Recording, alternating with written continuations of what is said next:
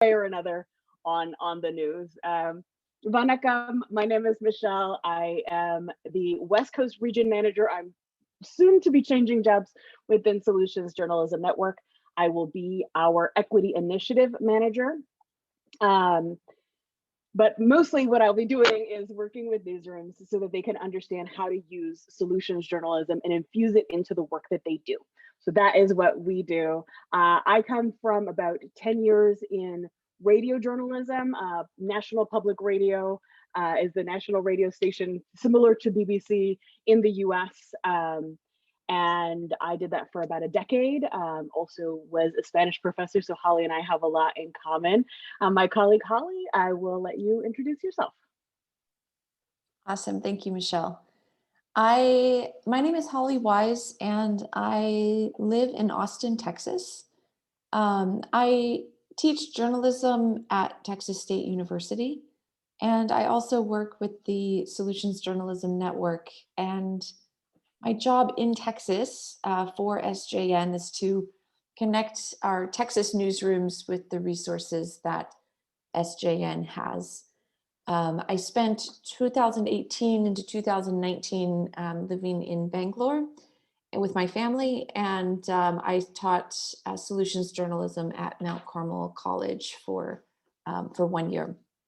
And I'm really excited to be here with you all and kind of diving into what solutions journalism is and how you can incorporate some of these tools into your own reporting and into your own careers. Yes. So we'll go ahead and get started and talk a bit about, what is solutions journalism? Why are we here? What is that? But Solutions Journalism Network has been around for about, 7-8 years at this point. In its international, we've been working with communities around the globe. We started in New York City, so most of our headway that we've made with newsrooms has been in New York City and the US, but we've made inroads around the globe since then.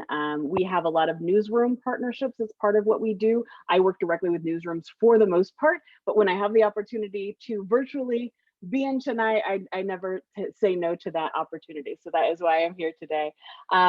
We build community. We have all kinds of partnerships with individual journalists, as well as the newsrooms that we mentioned. Outreach within newsrooms. We help develop curriculum within journalism universities. And then we have a lot of learning that you can get if you want to follow up from today. You could get follow-up in our online learning platform. And we'll talk a little bit more about that as we move forward. But what is solutions journalism, Holly?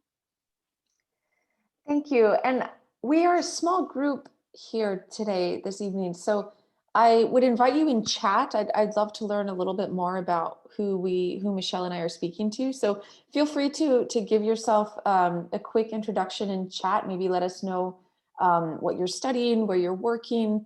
That would be insightful for us, and I'd like to learn a little bit more about you all as well. So I invite you to do that in chat. So I'm going to talk a little bit about what is solutions journalism, and we like to start out here so that we all have a foundational understanding of what solutions journalism is and what we mean when we talk about solutions journalism. At the Solutions Journalism Network, we have defined solutions journalism as rigorous evidence-based reporting on responses to social problems. And what we're encouraging journalists to do is to take all of the skill sets that we have in our journalism toolbox and to apply it to reporting on what is working in our society, in our communities, in our neighborhoods, and getting an understanding of how these responses are working using all of the analysis and critical thinking that we are learning in journalism school. So when we think about these two key phrases here, evidence-based reporting, and so we're looking for evidence that is going to show us how a response is working. Is it effective? Is it not effective? Is it a failed response? Because those are also worth reporting on. And when we think about rigor, we think about exploring all avenues, all sources, and digging really deep into the how of a response and how the response is being implemented within our community. You can go forward one, Michelle. Yeah, thank you.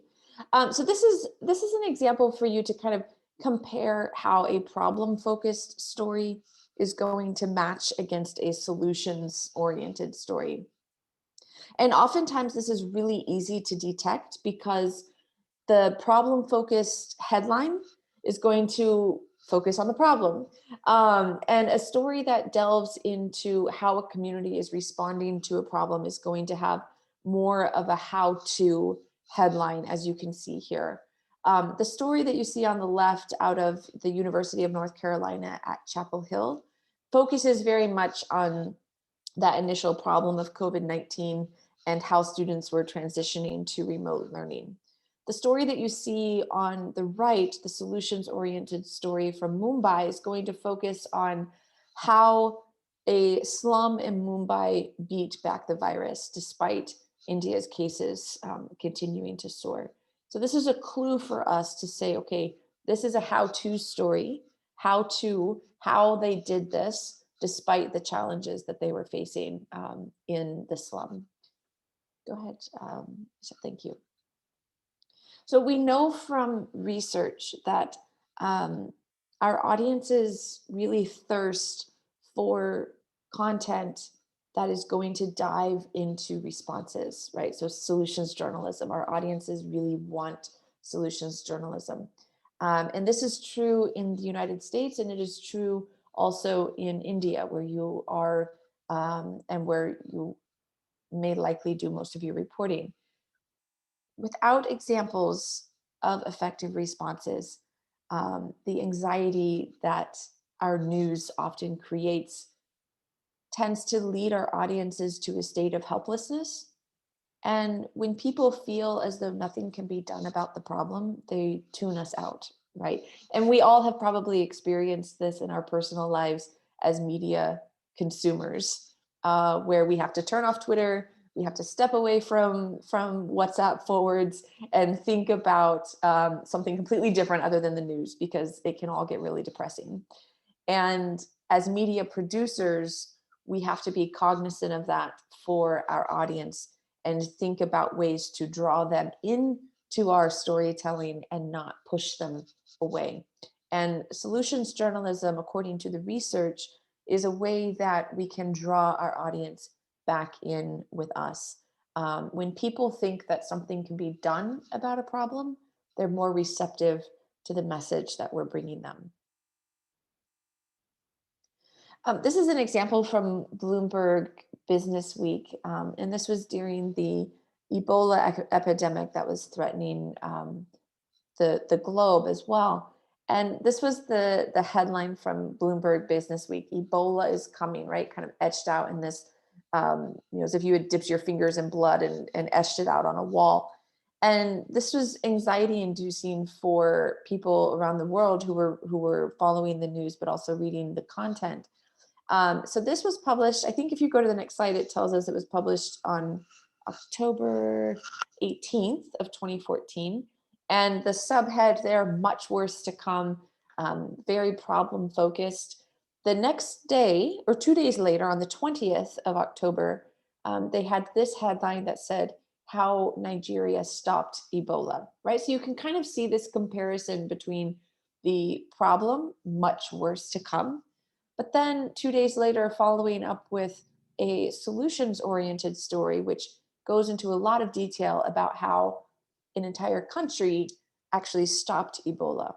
So the question here for us is to think about how we can incorporate solutions journalism into our reporting so that we are giving our audiences the whole story, the complete picture of what society is facing, but also the power of what society is responding with.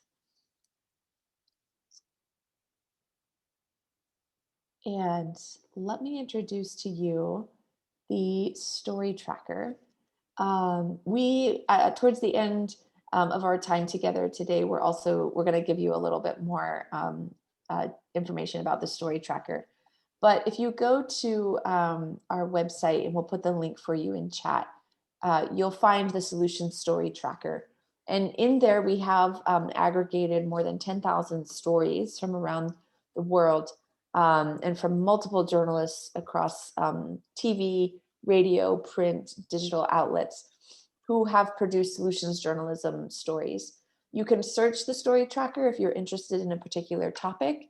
If you're interested in a particular location, you can search the story tracker and find out how journalists are writing from a solutions journalism perspective.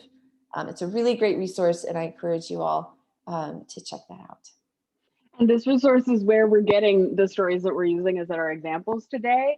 You as student journalists, if you publish a story that is published in any medium, you can submit your own stories to the solutions tracker if you believe that you've done a solution story.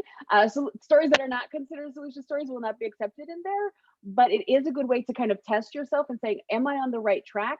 And we can also be supportive with you and your professors to kind of tracking, okay, why was it submitted? Why did it go in? Why did it not?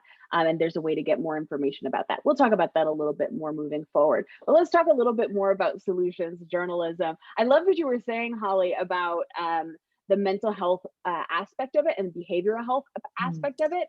It is not a good sign for our industry when the World Health Organization at the beginning of a global pandemic says, watch less news, consume less news, don't read the newspaper as often. That's not good news for us as an industry. And there is a way that we can make that better, right? If we do more solution story, not to say there are problems that we should report on them, of course we should, but when we have a good balance of solution stories with problem focused stories, people are going to be less apprehensive to go to news, especially in times that are quite stressful, like a global pandemic.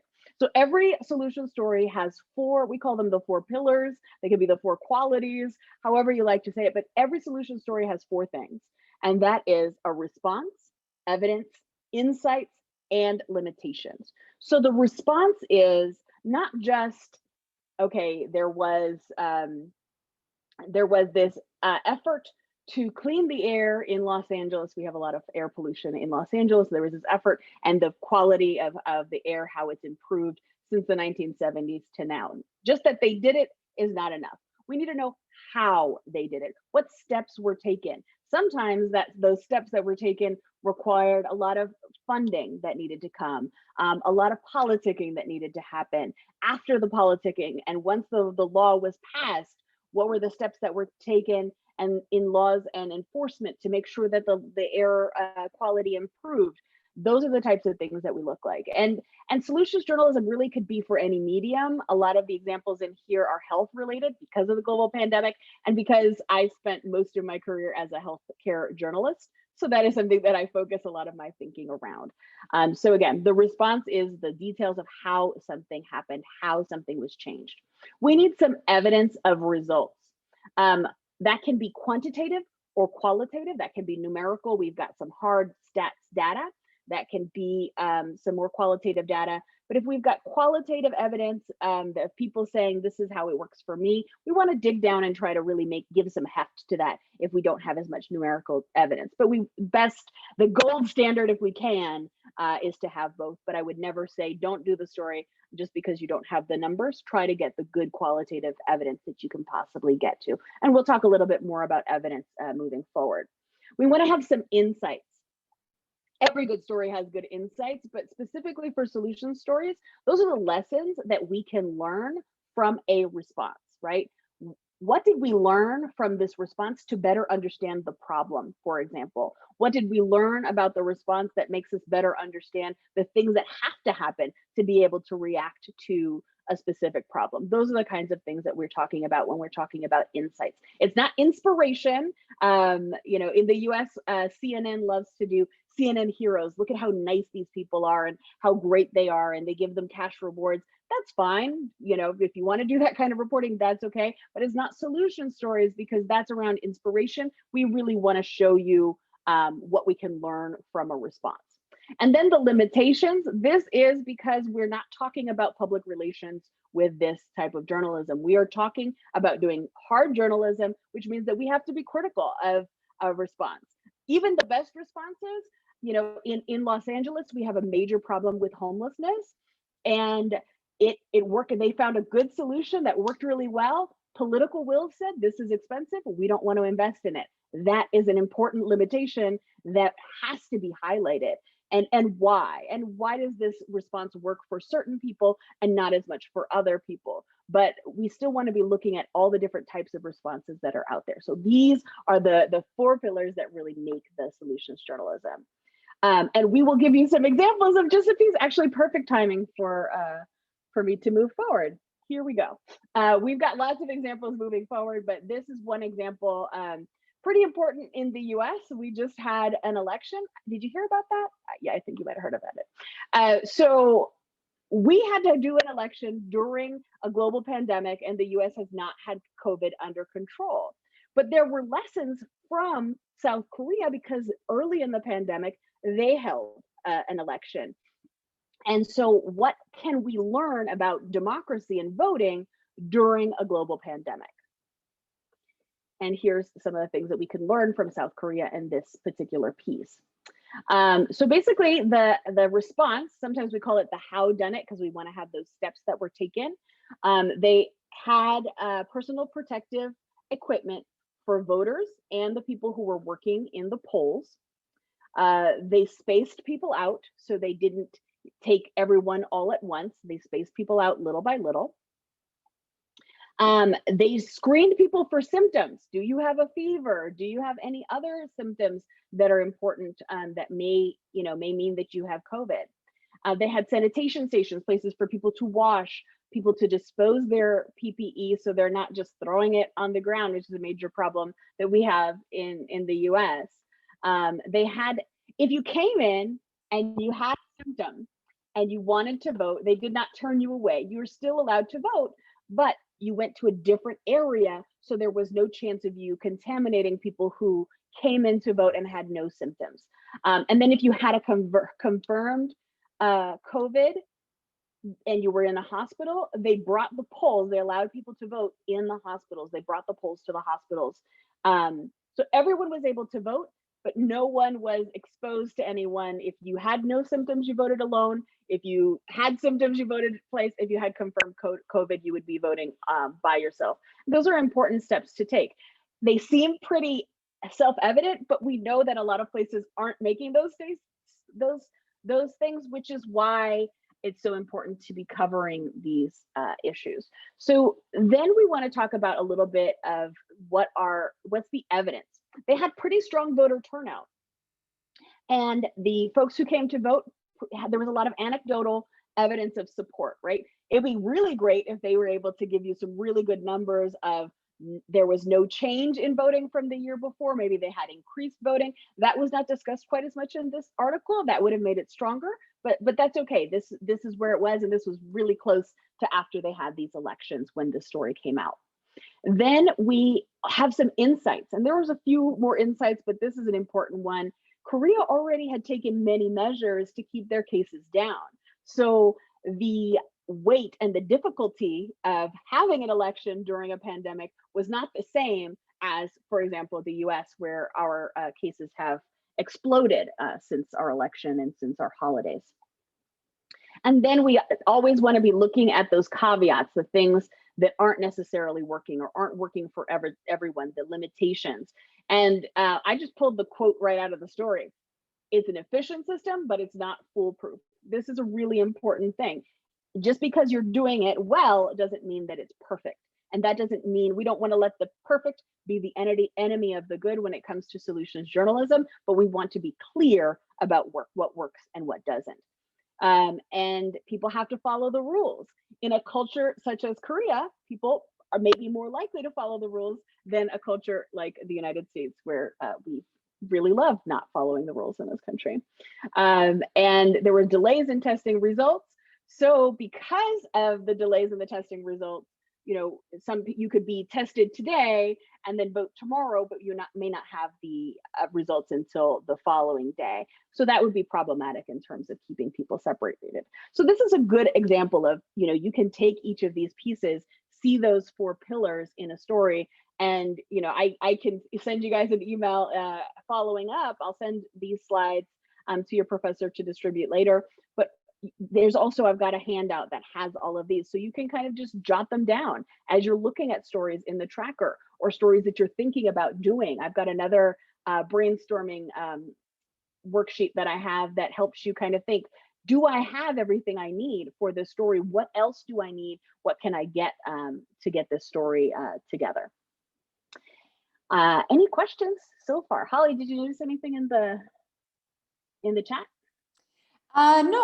No, the chat is quiet. I think I'm doing most of the talking in the chat. Okay. So those of you, if you could keep the chat open, that could be helpful. I'm putting in some, we've put in some links, and I've also made some comments as Michelle was talking about the 4 pillars. And then I also encourage you to use the chat function if you have any questions or comments. We want to hear from you all and have a conversation about solutions journalism and how you are thinking about this. Thank you for that question in chat. So the 4 pillars, Michelle, could you go back to the 4 pillars slide? Thank you. So the 4 pillars that we see here of solutions journalism, these are the things that we're looking for in a solutions journalism story. And so a solutions journalism story is going to have most of these 4 elements, maybe 3 of the 4. The goal is all of them, to have all 4, but sometimes you can only get 3, but we really are looking for all 4. Go ahead, Michelle. Yeah, I mean, I would say a solution story has to have all 4 pillars, but sometimes you're working on a story, especially like with COVID. We were showing people how to do solution stories around COVID very early in the pandemic, and a lot of times you didn't have a lot of evidence, but it helps if you can get some evidence. Sometimes you've got to lean in on that anecdotal evidence, which is not as strong as numerical evidence, but it's something, right? Can you get a little bit more of that? Can you look back at other efforts that are similar, that are there? And sometimes you just don't do it. We have some stories we'll talk about a little bit later that lend themselves to solutions journalism. Those are stories that it's not quite there. Maybe the reporter could have waited a little bit more or done a little bit more to make it a solution story, or maybe they just need to follow up on that story 6 months later when there is stronger evidence. Also, you might do a solution story. There's a solution story that I had in this slideshow that I took out that talked about how well Corilla did in terms of COVID, because early in the epidemic, they were doing really well. Not quite as well a few months later. What happened? That follow-up, even though it may not be a solution story anymore, that follow-up is going to be just as important for your readers or your listeners or your viewers, your audiences, because they need to learn how we can do things better, but also when we do things better and things go wrong and things change. I gave the example of the solution to homelessness that was developed in Los Angeles. The political will changed, the funding changed. Those types of things can be key. One little change can teach us a lot about how a solution can be fragile. That reporting is also important. And we also talk about failed solutions, which is a little more advanced, so we can talk about that maybe in another segment, another conversation moving forward. But a solution that didn't work can still be a solution story. With those, you really, really, really have to lean into the how, and then really a lot of insight on what went wrong, of why it didn't happen the way that they wanted it to, and did something work. Those are the things that we'll need to lean on for those failed solutions. But for the most part, we want to focus. That's a little more advanced, so I want to find the things that work, because there are things that are working even to a small extent. We'll talk a little bit more about that moving forward. Questions?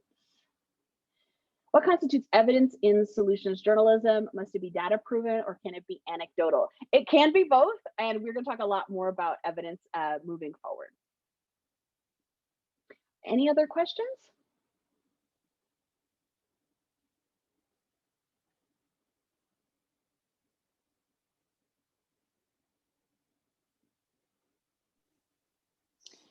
I can, thank you for that question.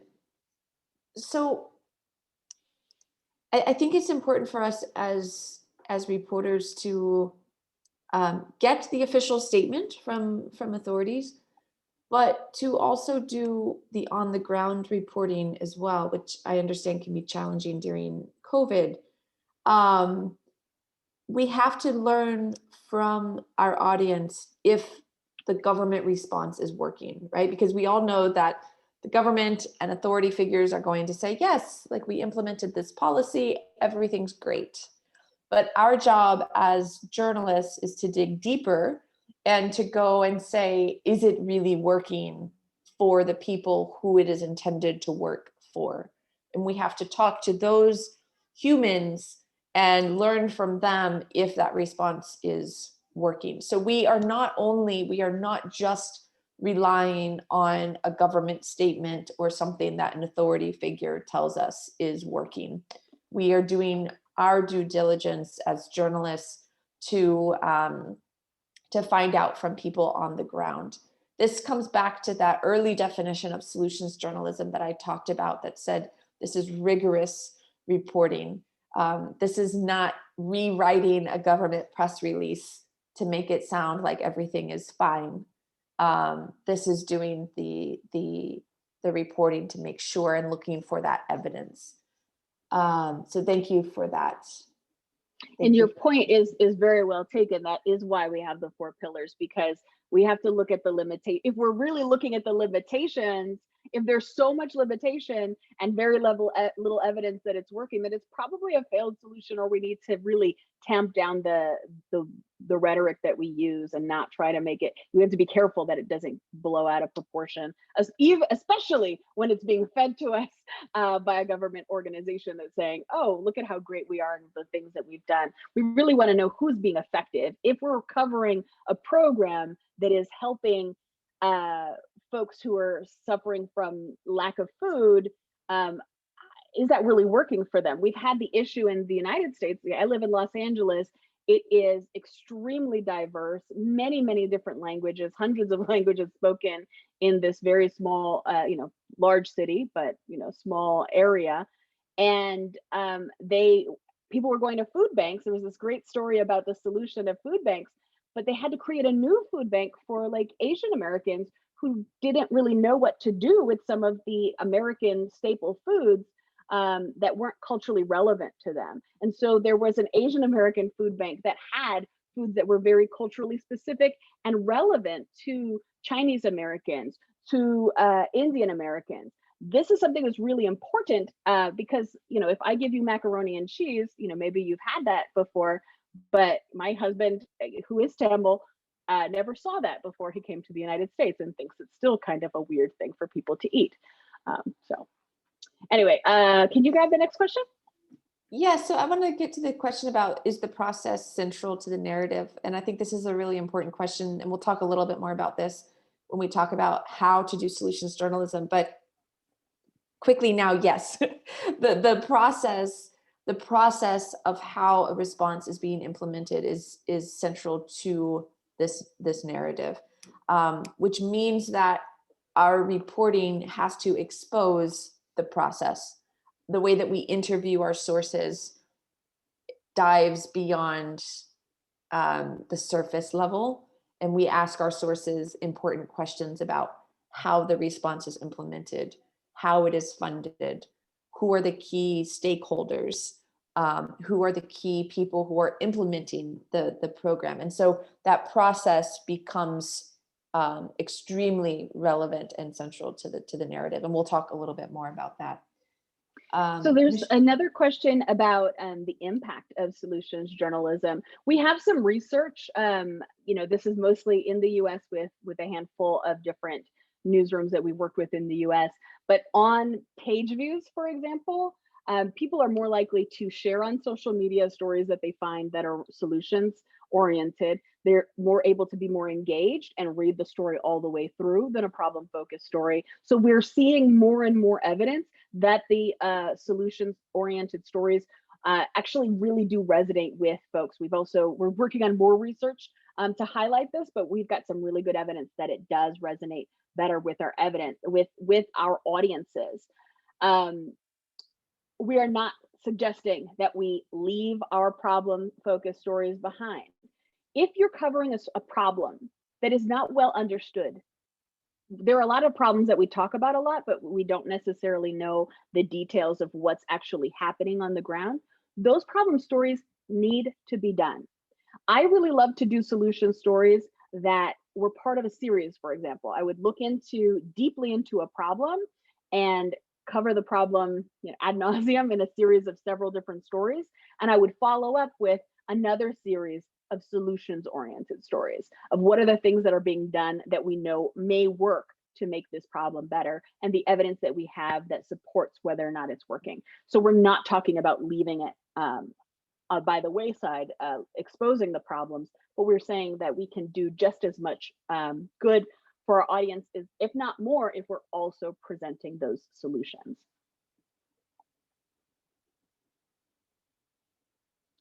Is it possible to convey an insight with each story? Also, like how we'll be looking at a few more examples. Every story does have insights.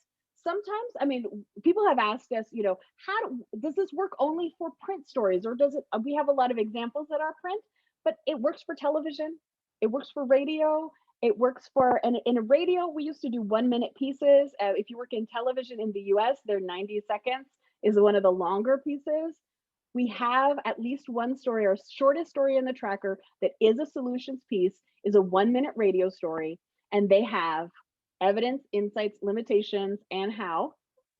But it's like a sentence each, right? You're talking 15 seconds, 15 seconds, 15 seconds, 20 seconds, we're done, right? Actually, that would not add up, but 15 seconds each, right? So it is absolutely possible to do it in short form. You could do it in TikTok, frankly. If you've got all of these pieces, you've got a solution story. And we're not talking about throwing away your other narrative devices. You're going to still have character driven stories. You're still going to use a beautiful language. However you present your stories is fine, but we can do that with these as well. And we actually have a question for you. And then we'll allow for more questions moving forward as well. And our question for you, Holly. So we want to take the next 5 minutes to think of a potential solution story. And this could be something that you have covered before. It could also be something that you have seen in your own news consumption that you think, oh, a follow-up to that from a solutions journalism perspective would be a really good idea. So we want to take the next about 5 minutes and give you time to think of a potential solution story, and then bring that back to us and we'll share a few of the ideas that we have come up with. So I'm going to mute myself and give us a few minutes here to ponder this. And I might go get more coffee as well while we're doing this.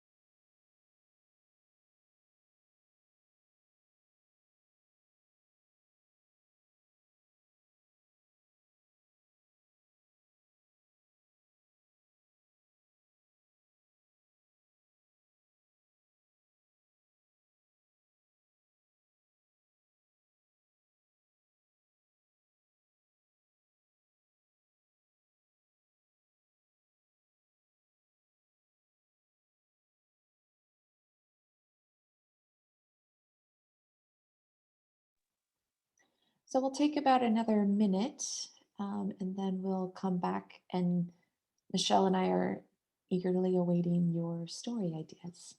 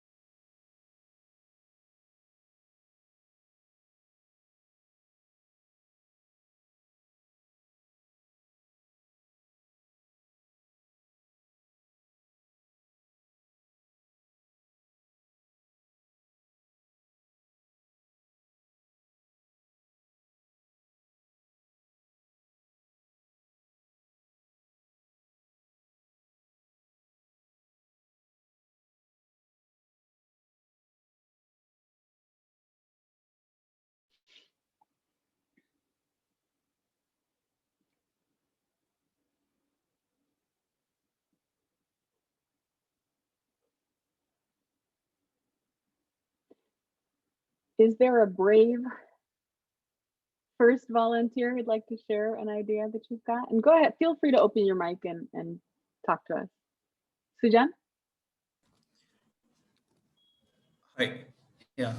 Just last month, as part of, we have a thing called covering deprivation. So we've gone to cover stories about that. So I happened to come across a story where there was a conflict happening between different fishing communities in adjoining villages. The problem was for almost 10, 15 years, the catch in the sea was reducing year by year. And as a result, they had to migrate to various places in search of livelihood. A couple of years, like 4 or 5 years ago, they have realized what the problem is, because the kind of nets they have been using to fish inside the sea, that is causing the death of juveniles and eggs, because the net was so small that it was destroying potential fish production.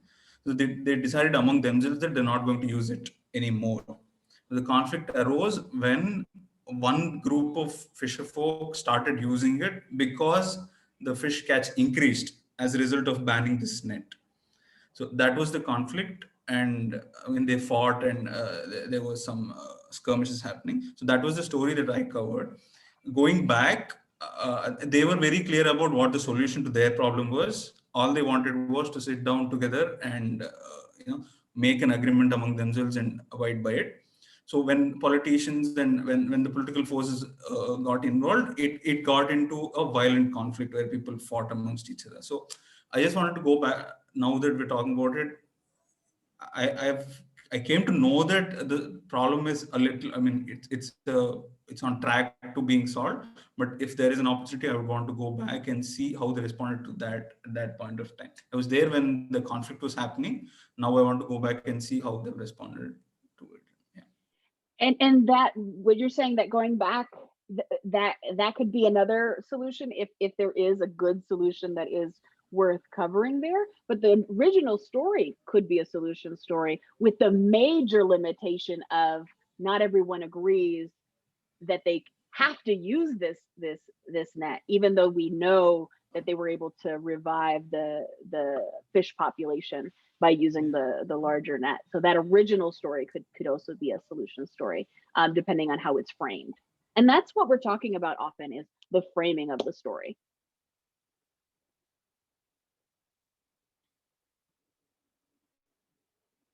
Nikita? Yeah, so the same thing, we had our project, the covering deprivation. And so the village that I went to, there were a lot of women who were still using, they were cooking on an open flame, like an open gas, like a wood fire, which is bad for you.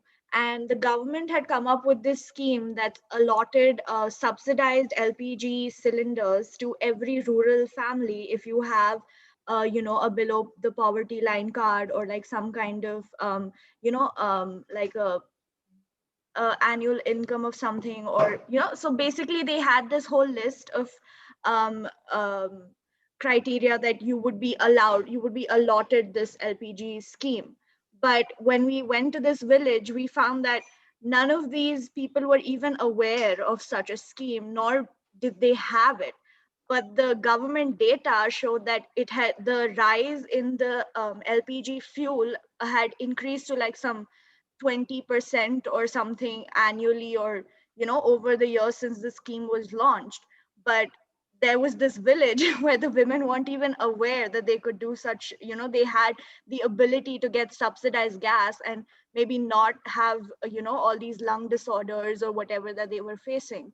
So I would want to so when I asked them if they were aware, they said, no, we didn't know about it, or we never heard, we're not educated. And I was like, okay, I get that, but if you have these documents, you could apply, you could go. And they were like, no, but the thing is, they don't want, like, we have these documents, but then we don't know how to use them, because the government officials in that area that are in charge of that village, they're not really that helpful, and there's a lot of red tapeism there. So I said, okay, maybe if I did a story, I could kind of uncover that and make. So yeah, basically I would just want to go back and um, look into that and see if there is any way to make this a solution story of how I could help them. Yeah, there are a couple of things here. This speaks to our earlier conversation about how government authorities will tell us that something is working, but actually on the ground, it is not working at all. I remember when I was living in Bangalore, it was around the time, I learned that Modi's administration had said every village in India has electricity. But it's not true, right?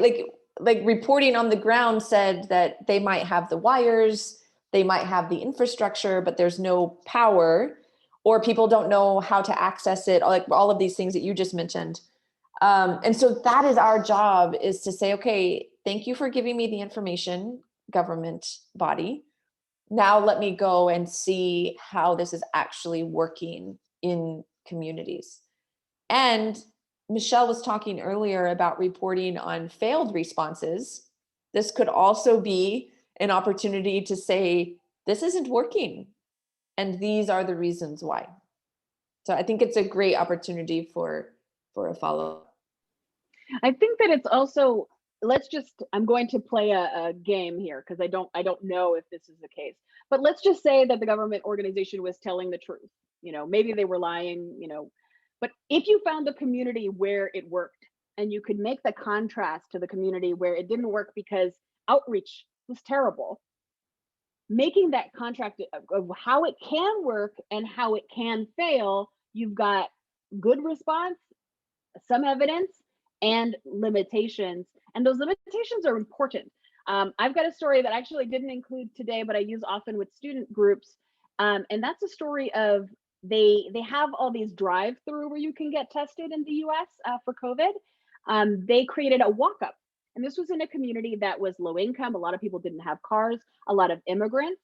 And they did an amazing job of getting a lot of Latinos, Spanish-speaking Americans, to come and do the test, because they did great outreach in the Latino community, in the Haitian community, in the Indian American community. They did a very terrible job.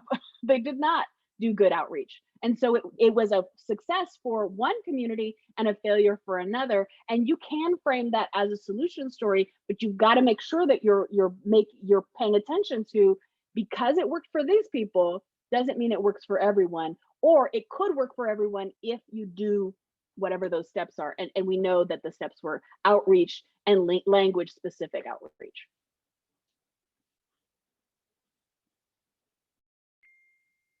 Does anyone else have another thing to add? Can I? Yeah, so like for the same, yeah, the trip that we went to, so there was this village in West Champaran that we went to. So there were so many problems. Actually, each year the place is flooded. It's Betia, and then it's flooded each year because of the Gandak thing that the Nepal, they blame Nepal, but mainly the people on the ground level blamed the government. So the first thing, the problem that they faced was, actually, I would like to tell you all that Betia produces, actually, it's one of the high producers of sugarcane in India.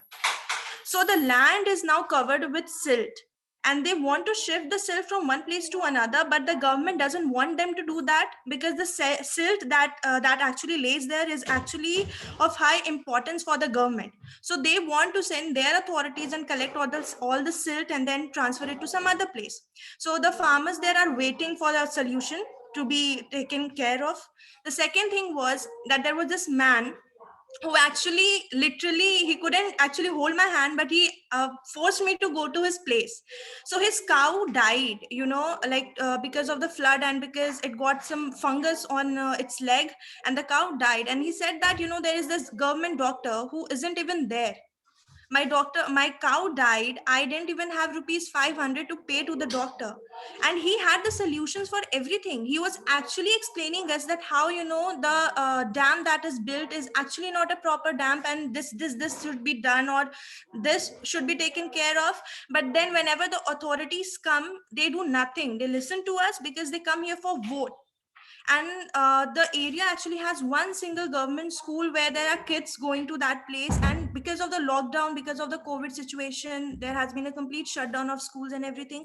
They can't afford personal tuitions, they can't afford anything of that kind. Then there is this problem where actually these people were talking about the women, especially they were living on the roof, and that too, the house is not made up of cement, like it's made up of bamboos and trees, and they lived in that. And when it was flooded, there were snakes who actually bit many of the people, and they died of that. The second thing was that they said that the school this year in 2019 during the lockdown was used as a voting center, but then it was not open up. It did none of the teacher, no one came there for the students. So there are so many problems, and they have solutions to them.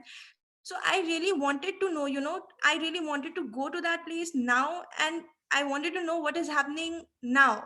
Has the silt been removed? Is it that the land remains the same? Because now they have to actually grow up rice there. So it is really a very bad thing. And also I remember one of the things was when it was flooded, these people had to give up camp, set up camp for them. But they said that there was no such camp. They were just given a sheet of plastic, no food, nothing. They just borrowed money from everywhere. And one more thing I remember, as we talk about schemes, these people actually here in Bihar, we came to know that they are given 6,000 rupees. I mean, there was this flood relief given to that was supposedly given to them, and the second was that because they are farmers, so they were given some kind of a basic money to buy seeds, etc. So when we came to know, so the example there on the ground reality was that there are laborers working for the farmers who actually sit, and they let the laborers work there in their field as farmers, so they are working there. So there are like 7 to 8 farmers or laborers, as I may say, they are working on that person's land. And the money, the 6,000 and the 2,000 that is coming up, it's not actually coming to the laborers, because the scheme works only for the person who owns the land. So there are so many things that's going on there, and I really want to go back and understand what's actually happening now. Yeah. In this case, if you don't mind if I take this one, Alan, I think in this case, you're dealing with a lot of different problems. And so you're probably there's not gonna be one solution story that's gonna handle all of those. And we'll talk a little bit more about different types of solution stories. We have like what we call sometimes the big slice of like, this community had all of these problems and this is how they turned it around. Those are less common. They exist, but they're a little bit less common. The more common is what we call the small slice of how a small portion of a population was able to be helped by a certain approach, a certain response. With all of those different problems, the other thing that could happen is you may go back in 6 months, get to that community, and all of the problems are the same or even worse. Cover that, do those problem stories. But can you follow up and find a place in the world, partner with another journalist, find a place in the world where they've solved one of those problems, where they had a deficient dam that was poorly built, and how they were able to raise the money and get it fixed quickly, even despite problems with the government opposition. Were they able to, support livestock so that folks who didn't have the money, the 500 rupees to get the doctor's visit for the cow, that there was some sort of a support for that, so that these types of things wouldn't happen in the future. often a lot of solution stories, I may be covering Los Angeles. Los Angeles is pretty big, but maybe a small community. We were talking about Fresno. Fresno is a smaller city in the state of California. If Fresno was able to solve a problem, I may be able to make the comparison to something that happened in LA. Or maybe Fresno and LA both have the same problem and it's not handled here, but maybe Chennai has the solution to that problem. In fact, there was a reporter right before the pandemic who I was working with who was going to go to Chennai to look at a process to support homeless folks who were dealing with mental illness, giving them homes and helping them with treatment. She was going to report on that. Unfortunately, pandemic, and we haven't been able to do that. But often the solution exists somewhere in the world, maybe not necessarily here. It's all going to depend on your outlet. Will they send you? But we work with a lot of folks that they'll collaborate and reporters will share information so that you can make those comparisons of what works and what doesn't and how things can be better. And that's one way that a lot of people have handled that. So I hope that was helpful. Yeah. You're talking about solutions. So what if we have a particular solution for that particular area that is actually fit for that area, and we know that it's going to help it, but then how how can we? I know I'm not getting a word, but I don't know how will we make sure that it's working there. I mean, we can't be there for like every day and we can see, we can just have a check of everything. Yeah, it's going this way. How we envisioned it's going that way. So how is it going to work actually? I think it's important to make those comparisons. So one story that we supported that happened in Salt Lake City, it's a city in the state of Utah in the United States. They have an air pollution problem, and it has a lot to do with the industries that they have there and the shape of the mountains that surround the city. It's kind of like a bowl, and all of the air pollution kind of sits in that bowl and causes a lot of problems. They did a comparison to, I can't remember where it was, but somewhere in, I think Norway, but I don't know, Northern Europe. And they were having the same problem, but they were able to make major impact on that air pollution problem by a number of steps that they took. But you have to make those comparisons, right? Is the population similar? Are the demographics similar, right? If a community is homogeneous as opposed to heterogeneous, it makes a big difference of how you make those comparisons. You may still do that story, but you have to highlight those things in your story. If you find another village that's very similar to the village that you're talking about, and they were able to solve one of those problems, but there's something very different in the communities, maybe you still do the story, but you have to highlight, these are the reasons why we need to consider whether or not this will work, because the budget for this community is a lot lower than a larger populated or area. Or, we were giving the example of the fishing population and the nets, and two communities fighting over what sort of nets to use. Maybe you have a solution, but that caveat is enough to kind of break it all open, because folks can't necessarily agree on how to weight those things. So highlighting those things, not forgetting those details, is really important. We're also going to talk a little bit more about when is a solution story and when it's just, it's okay that it's not a solution story, but it's not a story. That's our next piece. But thank you. You guys are asking amazing questions. I love working with students. Did you want to add anything? Something about imposters. Like I was reading this on Weekly or something about solution journalism, just because Dave sir sent us this mail, and after that I was curious to know about it. So I was reading and I found this headline saying there are solution journalism and there are imposters. So I really want to know about that. What is it about? Perfect transition. It's almost as we paid you to ask that question, Holly.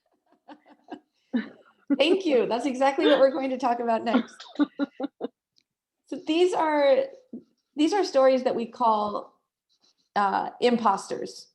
They might look like solutions journalism, but they're not actually. So the first one we call hero worship. These are interesting stories, but like Michelle was mentioning earlier about how CNN does the series, I forget what they call it, something about heroes, something. Yeah. But these stories, the hero worship stories are usually going to focus on one person and how great that one person is, maybe for quitting their high paying job and now spending their life as a volunteer. Solutions journalism is interested about systemic change, right? What is happening across a system to bring change across every step of the way, right? So it's not about how great one person is. It's about how small steps can be taken to change the entire system. Of course, our stories are going to have characters because we need people, we need humans in our stories. But they are going to show us and teach us how a response can be implemented across an entire spectrum of a problem, not just focusing on one person. The next imposter is going to be theoretical stories. Remember that as journalists, we are talking about and we are reporting on what is happening now, what is already in process.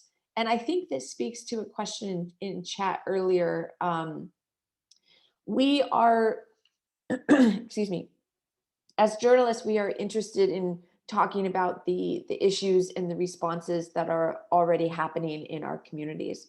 And so be really careful that we're not reporting on a theory or something that people say will happen in 10 years, because we don't know what will happen in 10 years. We are interested in reporting on what's happening now, what is already in process.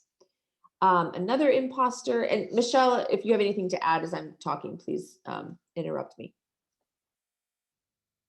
Yeah, the one thing that I wanted to say is, we gave the example of the hero worship, for example. That doesn't mean you don't do a profile of a person doing something great. What we're saying is that this is not solutions journalism. So we want to get the mindset of, if I'm going out to do a profile, I'm doing a profile. It's not solutions, that's okay. Or maybe if you're going to do a profile, why are you doing that profile? Could it be a solution story, and dig a little bit deeper? That's also an opportunity. I would say with the theories, I think the theories are really important, because when I first got started, especially as a healthcare journalist, I did a lot of theoretical journalism, thinking I was doing solutions journalism. And I have since learned that that was not necessarily solutions journalism. Again, maybe you might do that, but can we come back to that concrete of something that happened and we know it's working, or we know it's not working, and why? Thank you for that. Another imposter that we see is a story that heralds a response as the response to the problem. This is the thing that's going to fix everything about the problem. But we know that life is a lot more complicated than that. And just as complicated as problems are, the solutions to those problems are often just as complicated and just as nuanced. So the example that you see here during an oil spill where that drowned ducks and other marine life, they said, okay, well, if you wash the ducks with dish soap, it will clean them and get rid of the oil.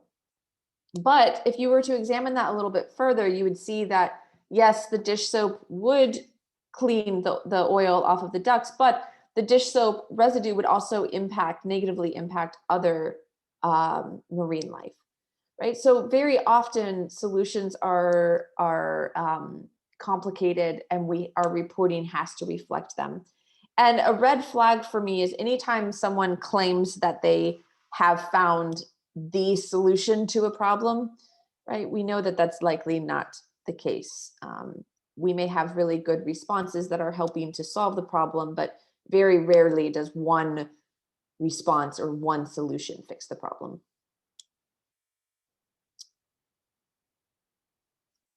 We know from research and that solutions journalism is good journalism, right? That's essentially what we're talking about here. This is a method for us to use that makes our journalism stronger. It makes our reporting more complete, and it gives our audience a thorough picture of what the world looks like and what society and our communities look like. Solutions journalism also strengthens accountability. So this is speaking to what a few of you have mentioned with the story ideas, is being able to hold our government officials and authorities accountable for what they proclaim.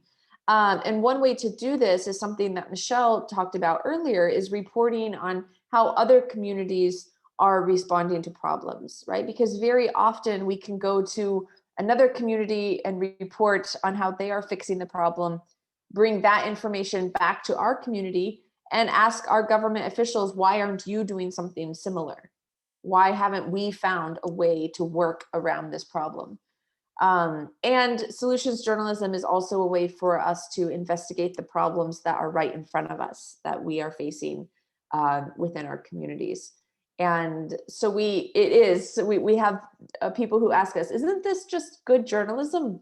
And the answer is yes, it is. It is good journalism. Thank you. And this is extremely important. We've seen this in the US, a community where I used to report, Cleveland, Ohio.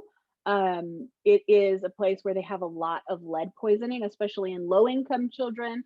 Black and Latino children have the most cases of a lot of lead poisoning. We know that causes developmental delays and all these other problems. It's because of the lead paint that they have in their very old housing stock. Well, another community where I used to report on, Rochester, New York, is also an older community, Rust Belt, which means it used to be really good for, they did a lot of manufacturing that no longer exists. They had the same problem, but they test kids before they're sick. They have all these other interventions that prevent it from happening. The reporting that was done by the Cleveland Plain Dealer, that's the newspaper there, that made that comparison, they covered every year. They were talking about, we have lead paint poisoning for these kids. We have lead paint poisoning for these kids. Every year, the same story, the same story. They got tired of it. The audience got tired of it. The mayor of Cleveland, who's been mayor for a very long time, was just like, yep, it's a problem. What can you do? Well, the reporters made something happen by showing that that change of how it could be done better. And it got people fired. People had to renounce their positions, and it made them have to come up with better rules based on what existed in the world, because there was evidence that it worked. It's not perfect. It's not going to eliminate lead poisoning 100%, but it will for lead poisoning related to paint, and it will in the next, probably the next 5 years. So this is really important. And we are going to move forward because we are running a little behind time, and that is okay, because I'm so great that you guys are asking so many great questions. But the question is, how do we do this? And you've already kind of jumped into a few of the things that we need to consider with that. First thing, we have to kind of start with, what is the issue? What is the question? What is the concern? And really define the problem well. Again, we gave the example of, sometimes there's the big slice of distribution of drugs for HIV patients in the world, and this is a big problem, right? We might find a country, this is a reporting that was done by one of our founders, Brazil was able to get around of getting more HIV drugs, even though there was intervention keeping them from getting that HIV drugs in the 80s in particular. So that's a big slice, a big community, a big country was able to move away from a trend of other countries in the developing world that were experiencing this problem. More likely, we wanted to take care of a small slice. For example, homelessness. In California, I give this example because I live in Los Angeles, California. There is a lot of homelessness. We are becoming like the global center for homelessness. But so solving homelessness is not something you can do with one fell swoop, because homelessness is not one problem. Homelessness is a problem related to domestic violence, with mental illness, with high housing costs, with, I mean, we could go on and on and on down the list. If we find a solution for homelessness for women who are escaping domestic violence, and we find a program that gives them housing and helps them get a job when they're leaving their with their abuser, that may be a solution for that segment of the population, a solution for that part of the problem. That is just as valid, because this is a huge problem in Los Angeles and in the world, of women escaping their abusers often experience higher rates of homelessness. So sometimes we want to really dig deep. That's why having a beat is, I think it's solutions journalism from my perspective. It's possible to do on any beat in any situation, but often if you know a problem well, that's when you can dive into the solutions easily. So what's missing from the public conversation? Often what's missing is, diving into that slice of what the problem is, as well as the solutions. And then start looking for people who are candidates for solution story. Ask the questions to the people you're interviewing, especially if you're covering a problem over and over and over again. Who is doing it better? If they're saying, we wish that Chennai would handle public education the way they do in Cochin, then you make that comparison, right? Go and look and see what they're doing, especially if you ask the same question over and over again to different experts, different people experiencing it, and they're all saying we want to be more like Cochin. That's a moment when you got to make those comparisons and see how it's happening. It may not be that comparison from Chennai to Cochin. It may be a comparison of one school district to another school district, one neighborhood to another neighborhood. But that's where we want to be looking. And so we want to be asking the question, again, who's doing it better? How does the response work? We want to get those details. Slow that interview down. Make people answer all of those questions. What are the metrics that matter? What are the data points that you're going to be looking for, the things that you're looking for, diving deep into that? Who is the response not working for? We gave the example of sometimes the solution works well for one community, not as well for another community. We want to highlight those things. What does the research say? Are there researchers who can jump in and kind of give you some perspective? Critics, what are they saying? Is it being replicated elsewhere? Are there barriers to that replication? Those are all things that we want to be considering. And then when we're thinking about these solution stories, there's lots of places where you can find it and a lot of things that you can consider. Again, we talked about the qualitative versus the quantitative evidence. We worked with reporters in the past who they didn't have quantitative evidence, so they did a survey. Maybe it wasn't scientific, but they were able to explain that in their story. Others who worked with a university who helped them get scientific data for something. What are the research that's happening out there? That goes to academic and public sector experts who can talk about a problem and the solutions that exist. Program officers, nonprofits, foundations, think tanks will often have the theories, but the theories came from somewhere. What are they looking at? Is there at least one example, one model, a pilot program? Innovators network. Think about your past stories and your past sources. How can you follow up with them to kind of refresh that story? Sometimes it'll be a problem, sometimes it'll be a solution, but asking that question, who's doing it better, may lead you to the solution. You can look at the story tracker, and if you find a story that has a really good solution that's a good comparison, you're not going to do the exact same story, but you can do a story that is similar. You can go back to similar sources, reinvestigate that thing, make the new comparison to the angle that you're looking at, what's already out there. And then when you're able to get those large data sets and publish studies, looking at those things, but making sure that we know that we trust those sources, always remembering if you're using public data, make that very clear. If you're using data from a nonprofit, I would make that really clear. Like if you can get a separate source of data, even better. But we want to be clear with our audiences that part of one of the we go back to the 4 pillars of the caveats, the things that are not necessarily working, those limitations. A limitation of only one source of data that backs this up, that may be part of the issue that we want to bring forward. And so a lot of people have talked about, is this advocacy done poorly? Done poorly, it could lead into that way, but we are not talking about advocacy, because at the end we're analyzing, we're looking deep into what it is, including those limitations. We're never going to overclaim, try to predict the future, because we don't know. A solution that works today may not work tomorrow. That's a different story, a problem story, but a story that we would probably want to do. And then we always want to think about the idea. The story is around the idea, not a person, not a nonprofit, not a politician, right? It's not how great is this person, it's how good is this innovation work? And we'll pause again for questions. I have one silly question. I watched this video it was close to 20 minutes by Refinery 29. So there was this video made up on the dark secret of how makeup is produced. So for straight 19 minutes, we came to know about the Indian, children who are actually getting down into the pit of the lead, and they're actually taking it out, and the makeup that is produced out of lead, and it's very toxic for like both of the things, the people who are applying it on their face and the people who are actually producing it.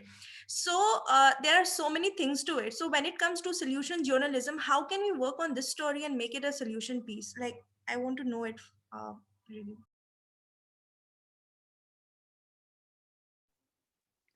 So I think with something like that, looking at alternatives, who is finding alternatives to makeup that is produced in harmful ways, and makeup that ends up being harmful for us. So Michelle alluded, she mentioned this earlier, this question of who is doing it better, right? Which helps guide our solutions journalism reporting. Who is doing it better?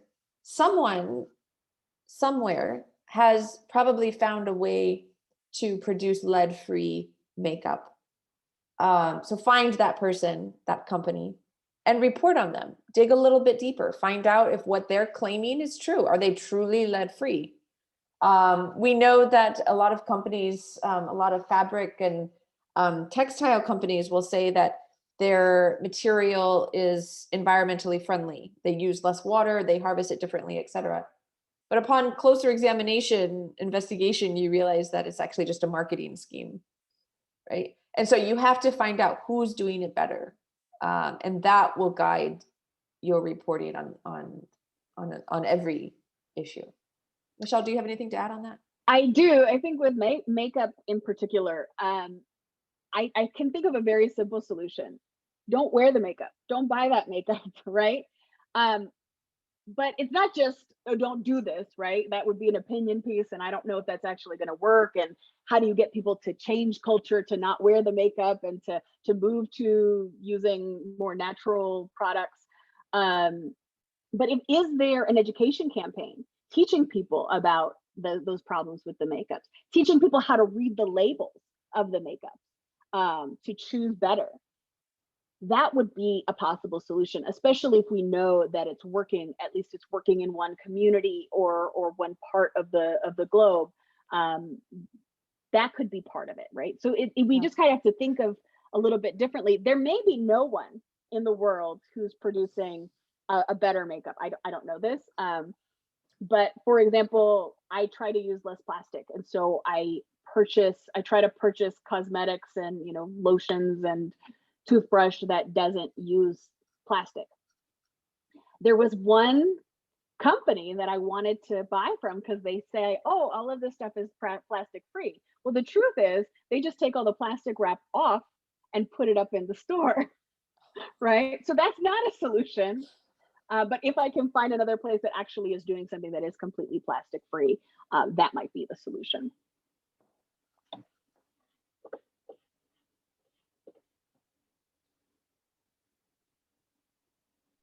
And we're going to talk a little bit about some stories that lend themselves to solutions journalism. So these stories would not be in the tracker because they don't count as solutions journalism, but with a next step or with a follow-up, the reporter could turn it into solutions journalism. So I want to toss it to you, Holly. All right, let's dig into this a little bit. These examples are from India. So this is a story from Quartz, India. This was early on in the pandemic, and I will put the link in chat for you.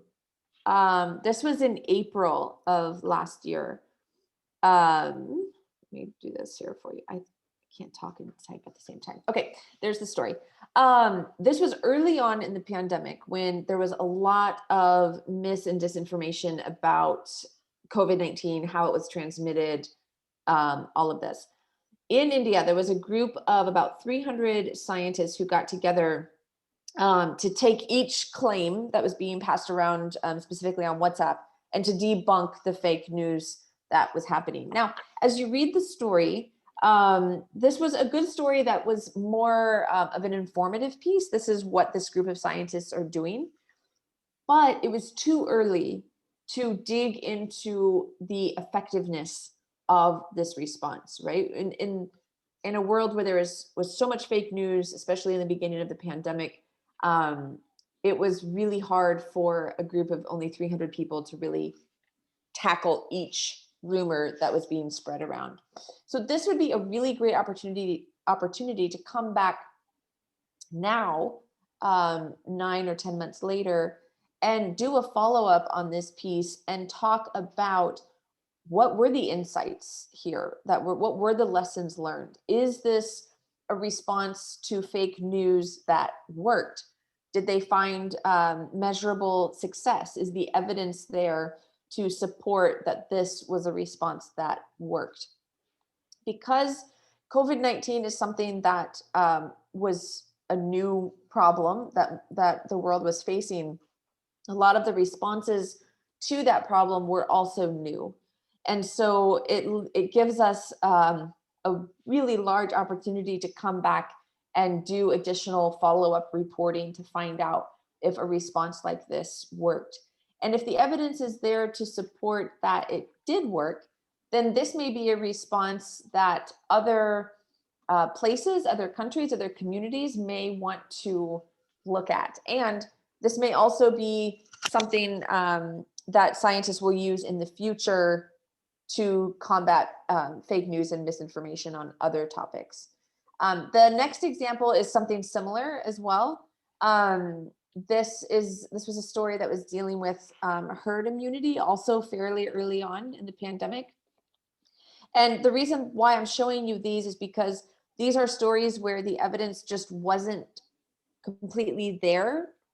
But now we would have more data, we would have more research to come back and support or refute the effectiveness of the response. And so sometimes we do have to write that problem story. We have to explain the problem to our audience, but we can come back later with a follow-up and say, okay, did it work? And this also connects to our accountability function as journalists, which is to hold government officials and our communities accountable. So we can come back and say, okay, what is working and what is not working? So let's look at some examples. I know you guys have been asking a lot about that. We're going to have a chance in a moment to analyze one together, one solution story together. Here's an example from BBC, and it's talking about how Asia's biggest slum contained the coronavirus. We had another example of that earlier in there. This particular story, we're going to break it down by its 4 pillars, right? So one of the pillars is how they were using the door-to-door screening, how they had camps for people who had fevers, the way that they did food distribution so that folks didn't have to go out and expose each other as much as they might have, the supply and the food donations and how they were getting that. So they had details of all of these, as well as the work of the doctors that were volunteering from the support. Now, again, this was a solution at the time. The numbers showed that things were working. Things can break down. We're telling the page of history. Whichever story we're working on at any time is a page in history, and it could change. But this was the case at the time. The evidence that they had in the story, and they included it in the story, is they talk about a decline in infection rate over a 6-week period. They talk about 3.6 lack of people being screened, 10,000 people quarantined, 11,000 tests since April. Then we've got the insights. We get a lot of details about the life of how people are living in this Dharavi slum. The media attention of what was happening there was also an important thing because people were reading a lot about it. The whole world is looking at what's happening here. And so that helped get them donations. So the coverage was also supporting the work. People are getting tested. But some folks are lying about their age so they can qualify for the testing. This is an interesting insight. It might be interesting, later on to see how did that affect things? Did that mean something about supply, or did everyone actually get tested the way that they need to? And, the age of the folks who were being infected. Those are some of the insights there. Limitations, right? It's hard to do screening in hot temperatures. There's lots of questions remain, right? I took that quote right out of the story. Like, we don't know exactly what's going to happen, but at that moment, it was working. That lots of questions remain. We're not sure how this is going to move working forward. This winter time is when people have more infections. Those are types of insights that are also limitations that you don't want to forget in your reporting, because you don't want to say all is done, tied with a bow, it's over, but know that folks have to live moving forward. They didn't have as much hand washing stations as was necessary. A lot of people out of work means that people could be more likely to be contaminated because they're at home. And it doesn't mean that it's all over. Again, the point that I made before, COVID-19 is still a problem, and it could be increasing again if circumstances change. Let's talk about this story. I'll put the link in chat for you. I'm going to talk about the 4 pillars as it relates to this story. Again, this was also very early on in the pandemic. So this is a story that could also lend itself to future solutions journalism story with that follow-up. But right now, as we take the story as it is, we are able to see that the story does have all 4 pillars. The response would be looking at door-to-door food delivery for low-wage workers and families who are below the poverty line. Part of how this worked was people would go out into the community and identify those in need. And there were also door-to-door surveys to find people who may have COVID-19 symptoms. And again, the things that I'm talking about here, the things that Michelle was talking about with her story, are all the 4 pillars that are represented in the piece when you get a chance to read it. Some of the evidence for this response working was that there were very few cases of people leaving their homes, right? Which implies that because they had door-to-door food delivery, there was no emergent need for people to leave their homes. There were also families who were reporting that they did have enough food. So here we see that anecdotal evidence of people on the ground who are being affected and impacted by the response, telling us that they have enough food. Okay, so that's that on the ground reporting and having those human characters in our story. And of course, there, what I just said, the accounts that this was working.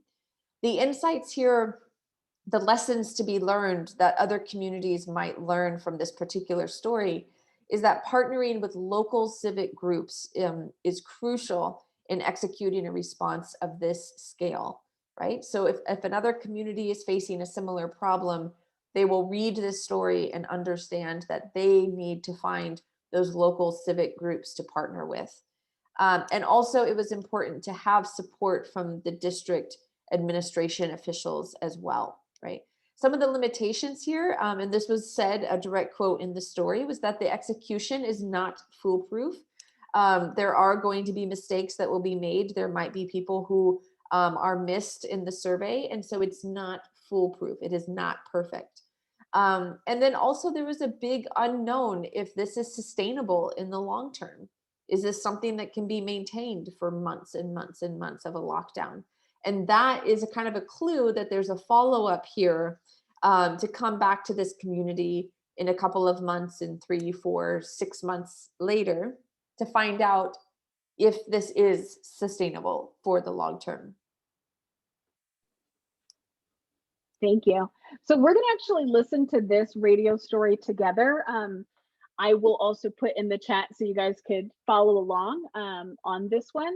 We're going to listen to this, and when we listen to this story, this is basically giving lessons for the US from what they were finding in Rwanda. And they gave the specific examples of the country of Rwanda compared to the state of Ohio, which they have very similar populations, and the lessons that could be learned there. So I'm going to pull this up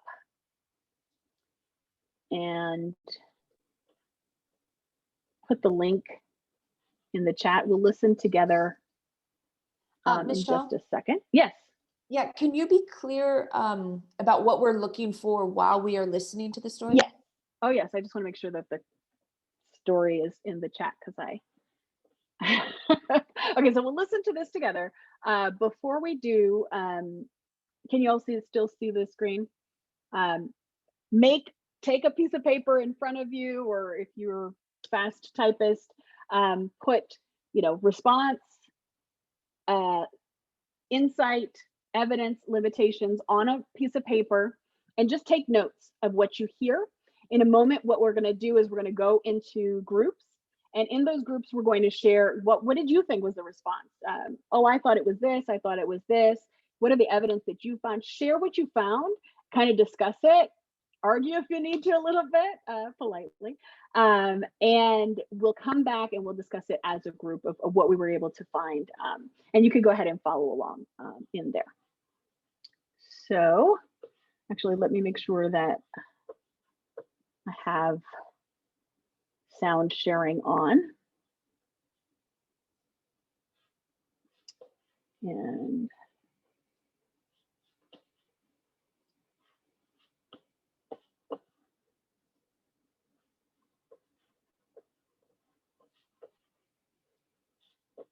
oops, I apologize.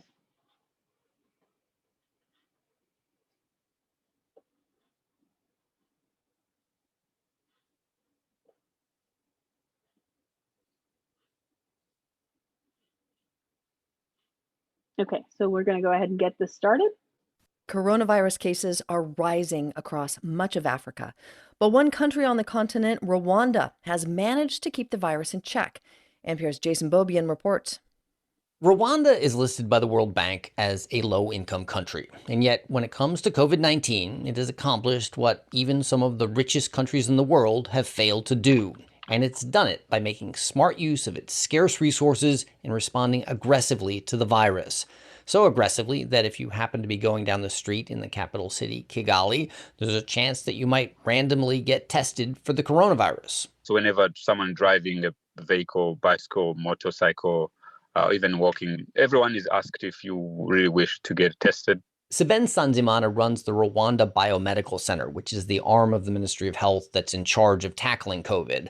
Lab technicians in personal protective gear take nasal swabs from people as they stand by the side of the road or sit in their cars. The tests and filling out the contact information paperwork takes about 5 minutes. All these samples are sent to the lab. We have a big lab here in Kigali. We have also other 6 labs in other provinces. Mass testing is a crucial part of how Rwanda is containing the coronavirus. But in order to test thousands of people per day, Rwanda had to switch to a process called pool testing. They test samples from up to 25 people at once, which enables them to increase their testing volume on limited equipment. It's faster and also much cheaper. If someone does test positive, a community health worker tracks them down and then sends them to quarantine at a clinic dedicated to COVID patients. Close contacts have to quarantine as well. Sanzimana says Rwanda has mobilized an army of community healthcare workers and police and college students to do this work. We really believe that doing so is important to make sure you detect and trace where the virus could be. Rwanda's experience dealing with other infectious disease outbreaks is paying off now during this pandemic. Sanzimana says they're benefiting from the procedures and equipment and knowledge they've acquired dealing with malaria, hepatitis, the threat of Ebola from neighboring Congo, HIV.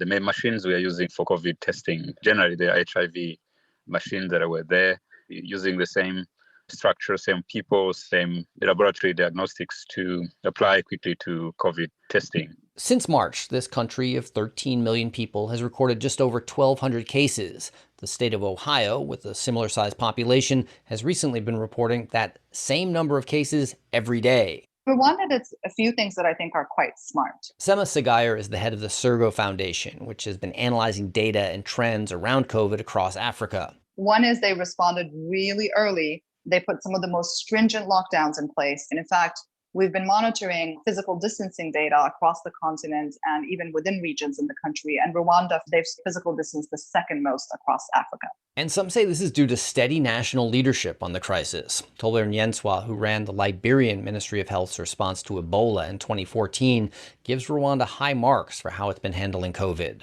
Rwanda, from all indication, is success story for Africa. Yenswa says President Paul Kagame demands accountability from his health ministry and even takes an authoritarian tone to get things done. Whether the people trust or fear the government, Rwandans have been following the orders regarding masks, washing hands, and staying home.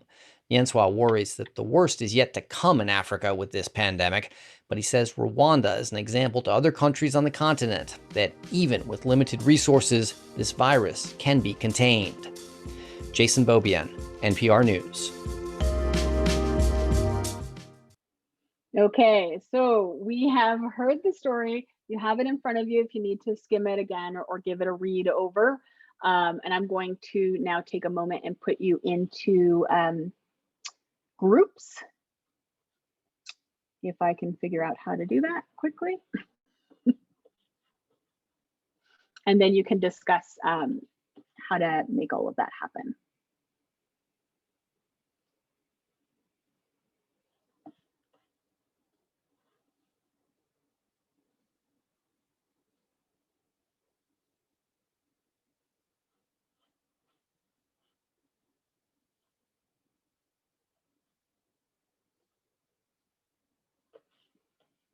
Oops.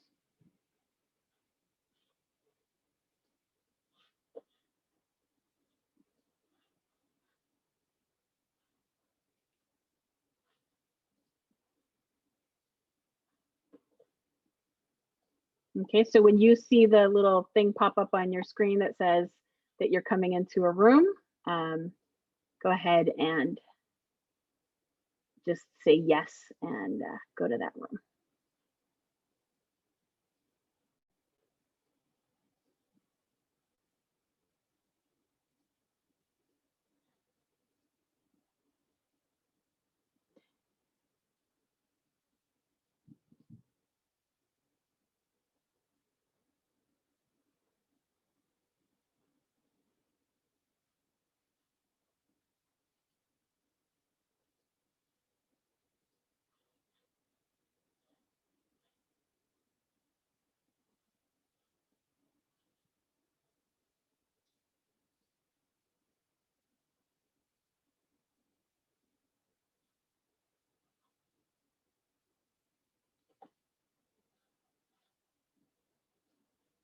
Is anyone having trouble moving into the room?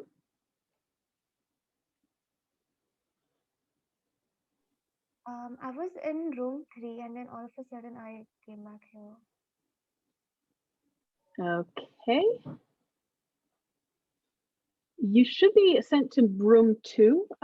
Do you see at the bottom of your screen a button to move to the room? Accept? I'll just check 1 second. Okay.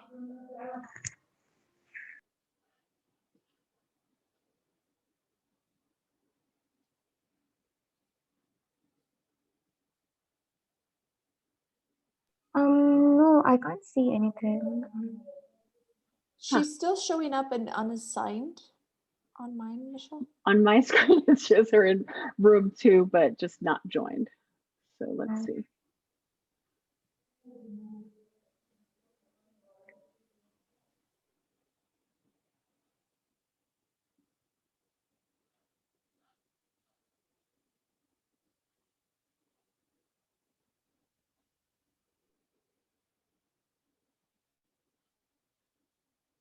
I was alone in that room.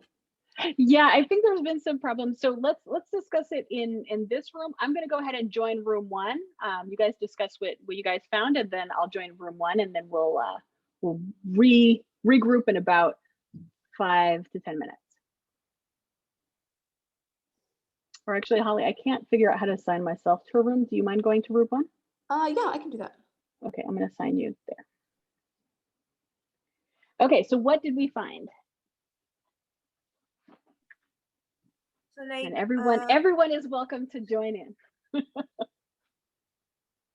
think so there were many things that were going on, like everyone, the people who were driving there were being asked to be tested, and then they were tested. There was mass testing being done, and one thing was that 1,000 like 1,000 people were to be tested per day, and that was too much. So there was this pool testing that was going on there, which made possible for 25 people to be tested like each day, like at a time, sorry. Also like HIV machines, and we know that Africa and that place is actually suffering from different epidemics, be it malaria, HIV, Ebola, everything was there. So they have made the machines, they have made actually the use of machineries for this COVID thing also. Then in a place where there is a population of like 13 million of people and with 1,200 cases per day, so Rwanda was actually doing quite great. And what did I do right here? Yeah, so monitoring physical distancing, I mean the physical distancing was monitored. Also the people who were actually tested positive for COVID at that point of time were directly sent to the centers made for the like the COVID centers that were there. Also the people who were in close contact of those people were asked to be isolated, they were made isolated. And also the government actually took an initiative, be it that the people were following the government, the orders that were given from the government or not. But even then the thing was that the people actually followed the protocols of washing their hands, then wearing mask and everything. So yeah. So that's all the response. And there's a lot of steps in that response, right? Because this is what we call a big slice, right? A big country that made a choice, and how those choices panned out. What's our evidence? Yeah. Please give it. Okay.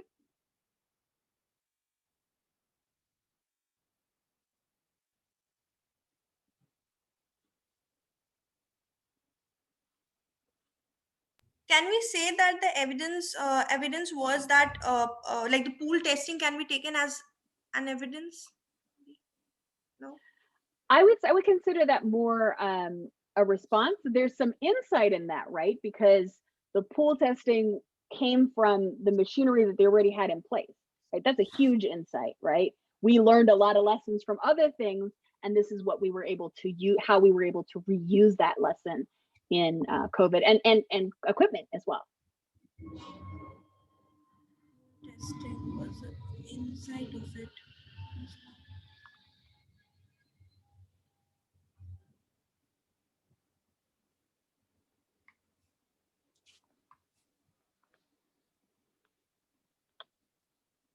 You can jump if you've got limitations, and you don't have to have a ton of all of these, but there were a lot of the how part where There there's a lot of actually it. were, and I actually wrote so many, and I'm confused now. It's all good. It's all good. So what about limitations? Did you notice any limitations in the story?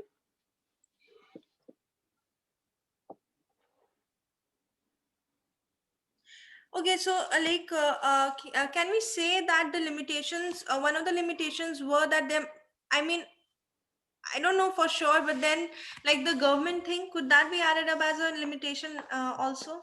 Like, So the authoritarian government? yeah, that thing. Right, that's going to depend on perspective. From my perspective, I would say that that is a limitation, but it's also an insight, because he asked the question, it's an authoritarian government, it's working well because of authoritarian government, but is that because of trust or is that because of fear, right? So And there was a question, for like it can be perceived in two ways, no? Like the authoritarian trust that is being questioned there, it can be taken as the people who are actually there, who want to trust, who want to have faith in the government, or the people who actually don't want to do that.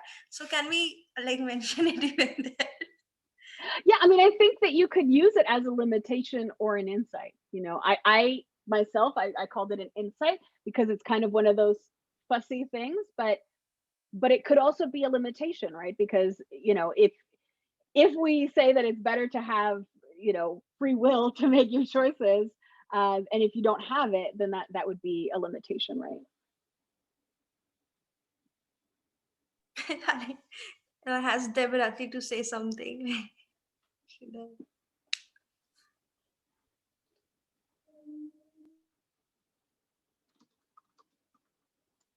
Okay, I just sent a message to them. We'll come back in about a minute. Were there things about the story that you would have liked? What would you like to have more of or less of in the story? Is there criticism that you want to give for this story? Okay, ma'am. We were not sure what is going to come. No, like was to come yet. The things that were said there, the authoritarian response doesn't work everywhere. Then, like it works in Rwanda, but then again, that isn't happening in the US. That was being said. So these can be added up. No, like I've written so many things, and then I'm confused that whether it's going to be right or not. It's okay. This is not a test. You are not being graded, but it is just so like we can think about those things. So when we're doing our own stories, that we can say, yes, I have insight. Yes, I have limitations. That's really, where we're at right now. So, I feel like there was a lot of insights and a lot of response in the story, and you already showed that with your very long list of the things that you noticed. There was a little bit less evidence. This was early in the pandemic. We didn't know if it was going to last. In fact, I looked at the numbers last night of how Rwanda was doing. It's not doing as well as it was when the story came out in July of 2020. But there were some limitations. There was some evidence. These stories where it's like a new response, which this was, because it was in July, the pandemic. I don't know when it hit Africa, but it happened fairly early in the pandemic compared to where we are now. You're not going to have as much evidence, but if you can pull those bits of evidence, the bit that you do have, and there was examples in a couple of the other stories that we showed, it still counts. It's still evidence. We're still working on that. I'm going to go ahead and call folks back.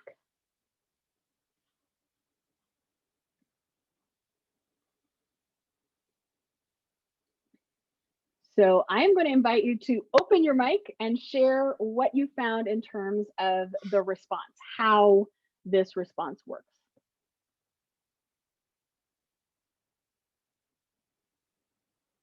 Go on, no, you say. So the response was one, that they employed mass testing. That's the most important thing, where people stood beside the roads and asked people if they wanted to get tested. The second one is they switched to what they called pool testing, where 25 people were 25 samples were tested at once. So it was faster and cheaper. And they used students along with healthcare workers and police to help implement this, whatever the plans they made. And then early and stringent lockdowns, where the government was acting tough on its citizens to, Then monitoring physical distancing was also there. Yeah. So that's a lot of how it works. There's a few more details in that, but I want to talk a little bit about the evidence. What evidence did we find in this story? So one thing is what they said is they compared it with the number of cases that are appearing daily in Ohio versus how many appeared in Rwanda since March, which is 1,200. That is really stark. So very evident that whatever approach they took in Rwanda is working. And there was another person who said that Rwanda is second best across Africa. I think it was somebody from the US. So that is an evidence that shows the approach is working in Rwanda. Absolutely. How about somebody else like to tell me a little bit of some of the insights that you found in the story?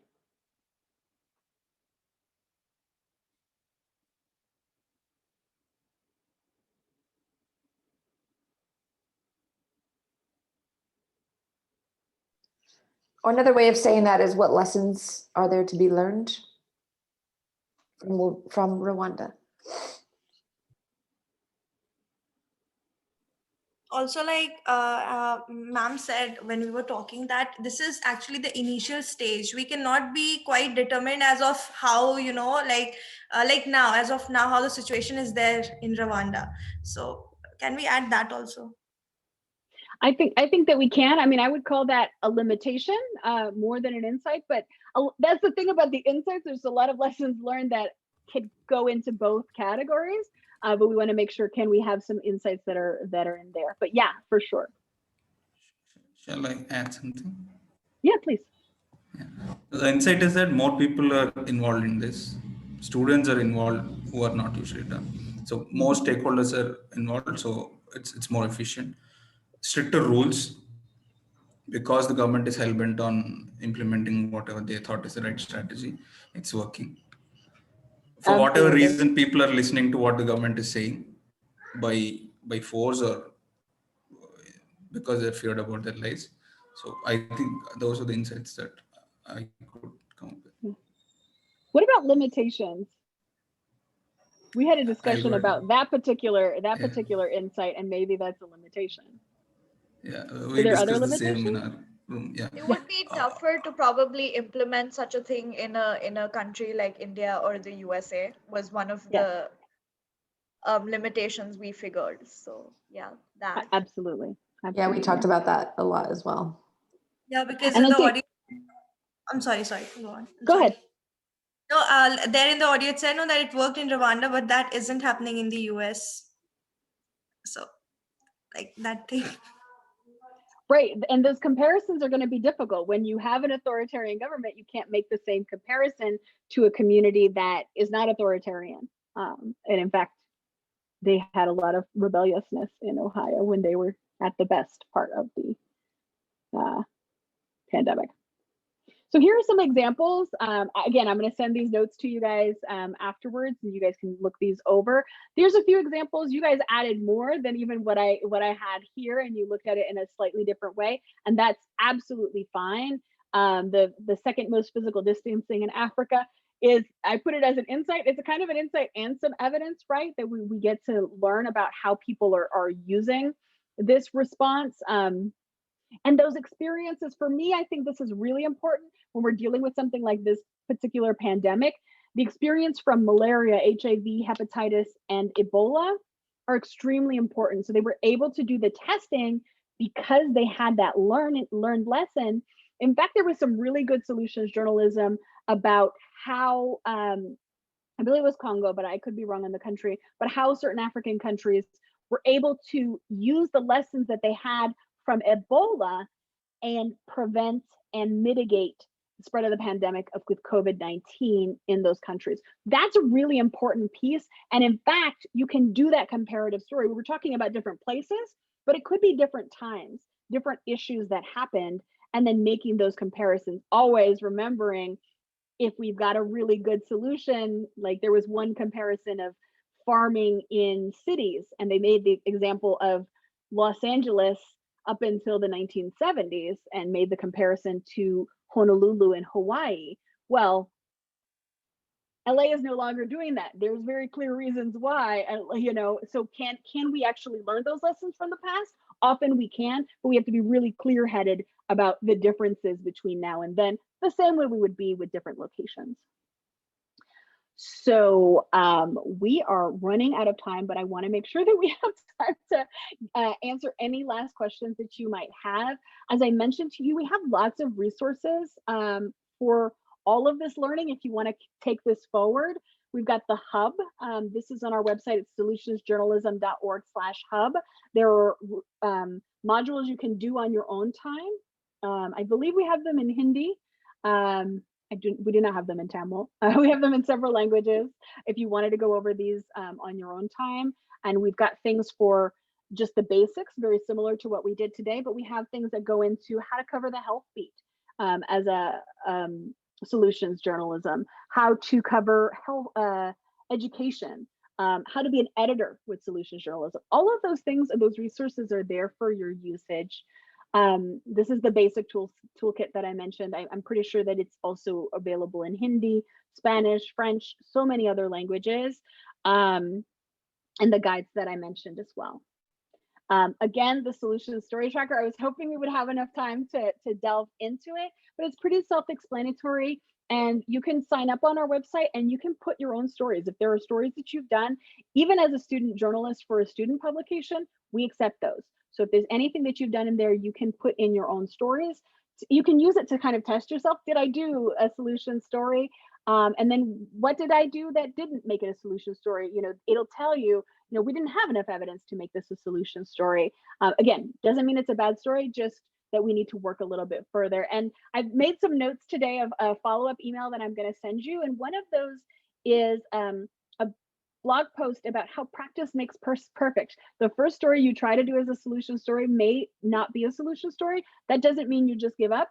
It means that we just keep trying and getting better as we go along. And so I'll send you that blog post. Again, always remembering that we want to ask the question, who's doing it better?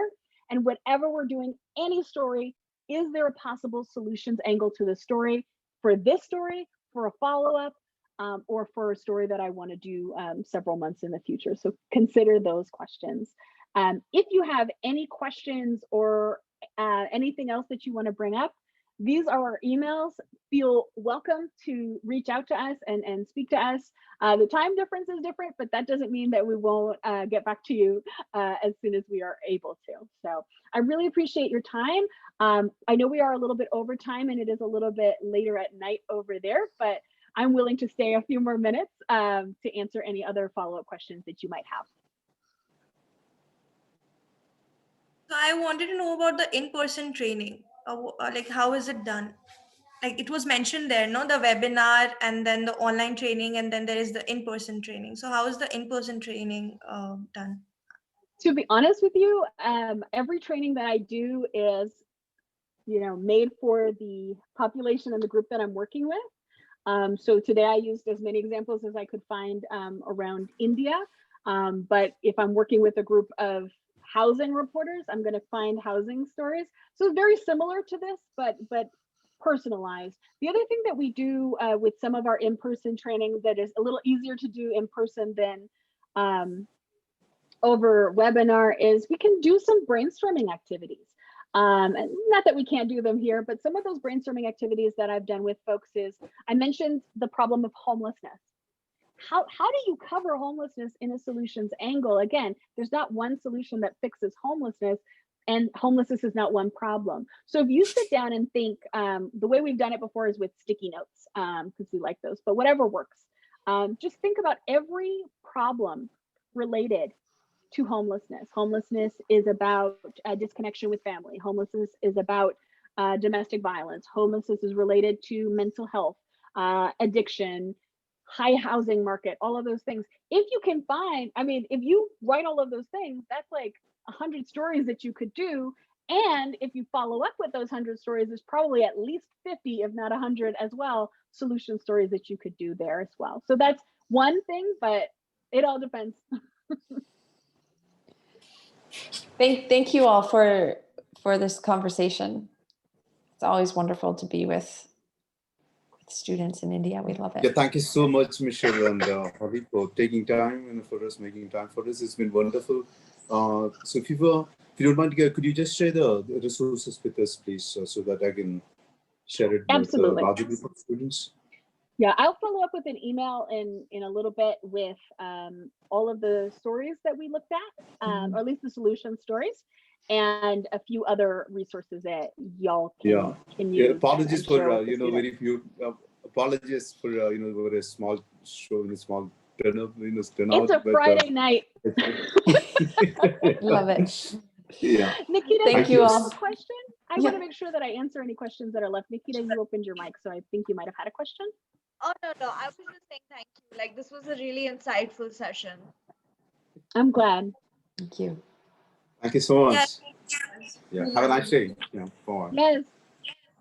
Have a good evening. Thank you. Bye-bye. Have a good day. Thank you.